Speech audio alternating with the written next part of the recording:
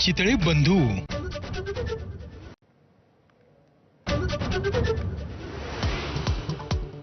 ठाण्यातल्या टेंभी नाकामधल्या दहीहंडी उत्सवामध्ये मुख्यमंत्री फडणवीस आणि उपमुख्यमंत्री एकनाथ शिंदे एकत्र सहभागी. तर राम कदमांच्या दहीहंडीत फडणवीसांनी गोविंदांचा उत्साह वाढवला.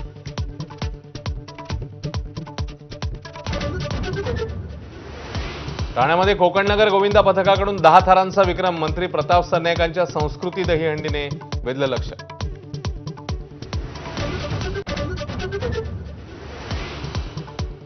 मागाठाणेत प्रकाश सुर्वेंकडून आयोजित दहीहंडीत नृत्यांगना गौतमी पाटील यांची अदाकारी. अख्खी तरुणाई गौतमीच्या तालावर थिरकली.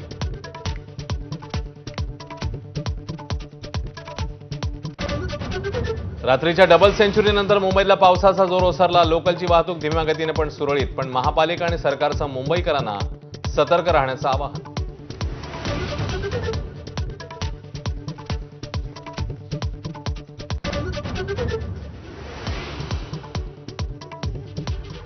नमस्कार, मी अश्विन बापट. आपण